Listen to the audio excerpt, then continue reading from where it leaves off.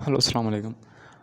हम इस क्लास में पढ़ेंगे जो कि चैप्टर नंबर 1 है और आज हम पढ़ेंगे representation of set. Representation of set कि सेट को किस तरह से लिखा जाता है।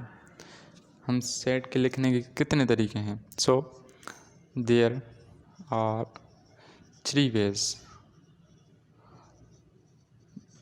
3 तरीके हैं सेट को लिखने के लिए।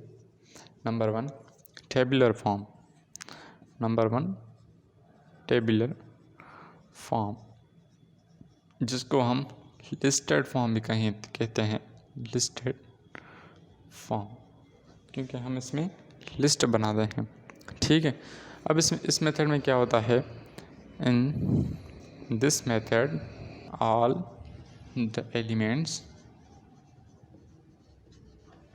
और लिस्टेड, हम उसकी एक लिस्ट बनाते हैं। For example A is equal to 1 2 3 4 5। ये फॉर एग्ज़ाम्पल आपकी लिस्ट हो गई ना। अगर 100 नंबर होते तो हम 100 तक लिखते, 1 to 100, 1 2 3 4 सब लिखते। इसलिए हम इसको कहते हैं लिस्ट, क्योंकि हम एक लिस्ट बना रहे हैं। और इसको टेबुलर फॉर्म भी कहा जाता है। और इसको हम इनक्लोज्ड करते हैं इस ब्रैकेट से, इस ब्रैकेट से इनक्लोज करते हैं। और ये जो एलिमेंट्स हैं इसको कामा से सेपरेट करते हैं, कामा से सेपरेट करते हैं सबको। ठीक है, उसके बाद आ जाते हैं दूसरे टाइप पे जिसका नाम है डिस्क्रिप्टिव। Descriptive form. अब डिस्क्रिप्टिव मतलब जो हम बयान करें, इसको स्टेटमेंट फॉर्म भी कहा जाता है, क्योंकि एक चीज़ की हम स्टेटमेंट देते हैं। ठीक है, अब इसका डेफिनेशन मैं आपको बताता चलूँ। Sorry, descriptive, in this method the set is expressed in sentence. उसको एक सेंटेंस में एक्सप्रेस्ड किया जाता है, उसमें बयान किया जाता है। अब डिस्क्रिप्टिव वो होता है जिसको हम डिस्क्राइब करें, एक्सप्रेस करें इन अ सेंटेंस।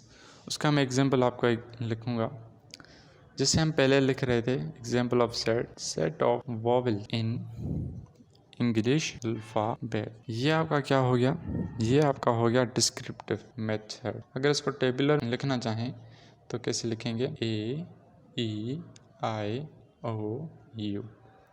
आई होप आप समझ में आया होगा कि डिस्क्रिप्टिव मतलब एक सेंटेंस में उसको बयान करते हैं, सारा लिखते हैं। ठीक है, अब इसके बाद है एक और type, last set builder form. Set builder form. अब सेट बिल्डर फॉर्म क्या होता है, एक रूल्स होते हैं मैथ्स में, और इसको हम रूल मेथड भी कहते हैं। इसको हम और नाम रूल मेथड, इसके अलावा आप इसको स्टैंडर्ड फॉर्म भी कह सकते हैं। अब इसकी डेफिनेशन में आते हैं।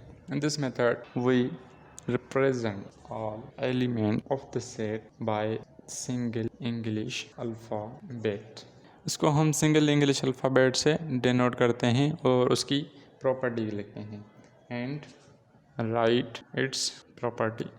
ठीक है, फॉर एग्जांपल हम लिख रहे हैं A is equal to X such that X belongs to natural number and X is less than or equal to 5। ये जो साइन है आपकी, इसको पढ़ा जाता है सच डेट। ये जो आपकी साइन है, ये इसको कहा जाता है बिलोंग। ये हम आगे पढ़ेंगे। ये जो साइन है ये है लेस देन एंड इक्वल, और ये जो साइन है इसको कहा जाता है एंड। अब इसको समझने की कोशिश करें, क्योंकि इसको हम रूल मेथड इसलिए कहा जाता है क्योंकि हम इसमें मैथ्स के रूल्स अप्लाई करते हैं। ठीक है, फॉर एग्जांपल अब क्या कह रहा था, in this method we represent all elements of the set by single English alphabet. अब ये सिंगल इंग्लिश अल्फ़ाबेट से हम इसको रिप्रेजेंट कर रहे हैं। उसके बाद राइट इट्स प्रॉपर्टी, हम इसकी प्रॉपर्टी लिख रहे हैं। अब मेरी बात गौर से सुने। एक्स सचरेट एक्स, वो एक्स जो बिलोंग्स करती है नेचुरल नंबर से, ताल्लुक़ रखती है नेचुरल नंबर से, मतलब वो एक्स नेचुरल नंबर है। एंड मतलब ये प्रॉपर्टी भी आपकी ट्रू होनी चाहिए। x less than or equal to 5, वो x जो नंबर है वो 5 या 5 से कम होना चाहिए, ज़्यादा नहीं हो। अगर अब ये किस में लिखा हुआ है, ये लिखा हुआ है सेट बिल्डर फॉर्म में।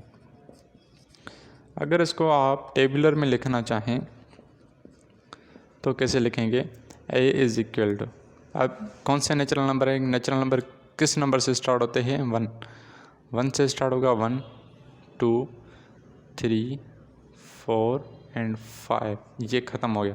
क्योंकि ये कह रहा है कि 5 हो या तो 5 से कम हो, 5 से ज़्यादा नहीं हो। तो मैंने आपको ये एग्जांपल भी यहाँ पे दे दिया। आई होप आप ये सब कॉन्सेप्ट आपको समझ में आए होंगे। इसको हम ज़्यादा आगे पढ़ेंगे, ये बिल्कुल एक इंट्रोडक्शन है, डेफिनेशन में आपको समझा रहा हूँ। ये आगे चलकर हम 1 बाय 1 एक्सरसाइज में प्रैक्टिस करेंगे, और ये इसके अलावा और भी साइंस हैं जो हम पढ़ेंगे। तो कहीं मत जाइएगा, मेरे वीडियोस देखते रहिएगा। आज के लिए बस इतना ही, अपना ख्याल रखिएगा। अल्लाह हाफ़िज़।